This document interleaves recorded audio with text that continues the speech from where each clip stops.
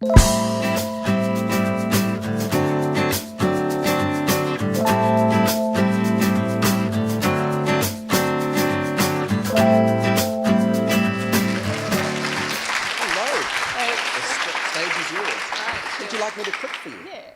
that'll be great. Cool. Thanks for that introduction. Looking for the clicker. All right. Cool. So yeah, my name is Elinor, and as was said, I have a PhD in mechanical engineering. So if we can go to the first slide. Yeah. So that's me on an official photo shoot at the University of Auckland in the lab that I worked in. And it came up in conversation just before I think I was in the photo shoot because I was one of, a handful of girls in the department doing mechanical engineering. So there I was. I did my PhD in composite materials manufacturing, so nothing to do with IT at all. It was a cool PhD because I got to work with companies like BMW to look at the way they manufacture composites for their I-Series car. So it was pretty exciting, but I got towards the end of it and I was like, okay, what now? What am I doing now? Because, we grow up in school and you're supposed to know what you're going to study at university and then what you're going to be when you grow up, and I never had an idea of what any of that was going to be. And just like Lillian touched on before, I was at a bit of a crossroads and I was trying to figure out what am I passionate about. And I think Anna touched on that as well.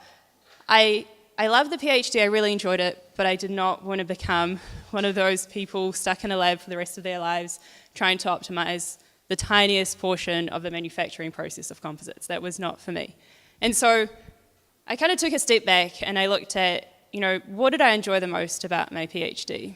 And it wasn't the research. Awkward. It was going to conferences and meeting people and talking to them and seeing what they're doing in the industry and seeing how we can work together. It was communicating my work and thinking of new ideas of doing it. Okay, I want to work with people, I want to communicate my work, but the other thing, and that's through my involvement in St. John, I really want to make an impact. I don't want to just be doing a job for the sake of earning money.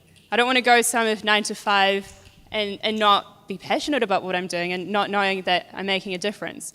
So all those things, great. I know what I kind of vaguely want to do, but I did not know what career was going to lead to that. And there's a random thing that I just went to a C-Sharp event, and in that event, I heard an IT consultant talk about her work. And I did not consider doing IT ever when I was growing up. But there she was, describing her work, right? Challenging environment, making an impact, doing things, working with people in a fast-paced world. How cool was that? So I applied for a job at IBM, and I was lucky enough to get it. And I remember the moment I told my supervisor, he was like, so what's your plan after you finish your PhD? And I said, I got a job at IBM. And he looked at me and he's like, as an international business machine? Not believing. And I was like, yes. And he seemed to have a problem with it. And a lot of people seem to have a problem with it, right? You just spent 8 years at university doing undergrad in mechanical engineering and then PhD. What are you doing going to IT?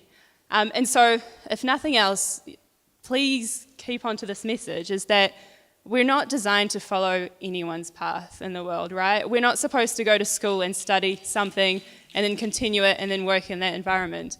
And that was the most, my proudest moment, right? Not feeling like I have to go into this path, right? There was this cool option, and so I took it up. Next slide. Cool. And so touching on that, one of the things that annoys me the most is when people ask others, what do you want to do when you grow up, right? Because who has an answer for that? I didn't. And, at school I was like, I want to be an astronaut because it will be cool to have zero gravity. But then you find out that you can't be an astronaut because you don't have a US citizenship and it's kind of complicated. So that didn't work out, except you can be a rocket scientist, which is cool. So the other thing is, I think it's important for us to remember that we shouldn't define ourselves based on, other people's expectations, right? Just because you think I should have my life sorted out and planned out doesn't mean that I think I should, right? And going with the flow is super important. And that brings me to the next slide, which, was one of the quotes that I really hold on dear to, is that careers are a jungle gym, not a ladder, right? So it doesn't mean that you study mechanical engineering, you do a PhD, and then you become a mechanical engineer. You can take a sideways step.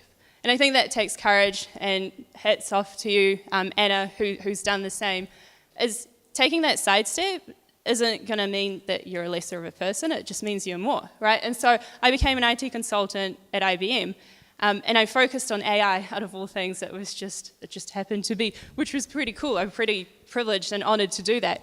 But what I managed to do was bring in my manufacturing experience to the table, right? So there I was focusing on AI, which is one of IBM's big things, but I was able to bring in all my industry experience from my mechanical engineering background. So I was able to combine them and infuse them.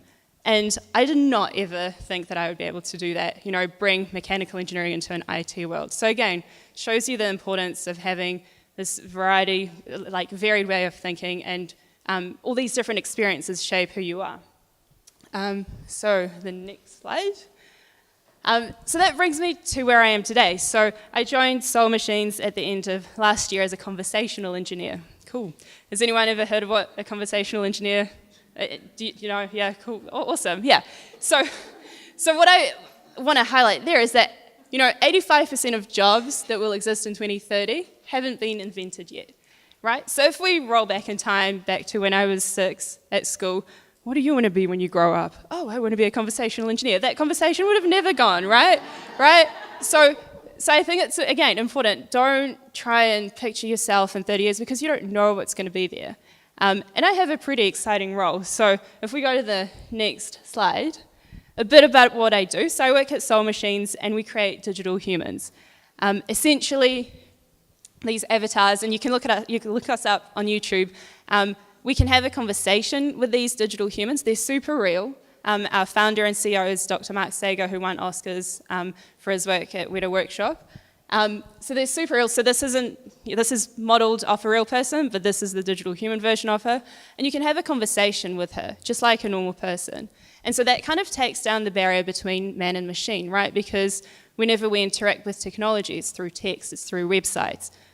And we lose so much of that connection by not having that face-to-face interaction. And so that's what we're trying to bring back, is can I talk to a digital human, and then she can understand me, she can respond to me, she can read my emotions, she can see if I'm smiling, if I'm nodding, just like in a real conversation, and that makes the interaction so much more powerful. And my job in that, which is pretty exciting, is looking after the conversation side of things. So how do we train these digital humans to understand what people are saying? How do we train them to portray the brand that they're working for? And also, how do we enable them to hear and listen to what I'm saying and understand that and then lead the conversation based on that? So time's up. Key messages, though, from today, from me, is that don't get caught up on other people's expectations. And if you can, refrain from asking people what you want to be when you grow up, because we don't know what's possible. And don't be afraid to take a sideways step, because, yeah, it's not a ladder, it's a jungle gym. Cool, thanks.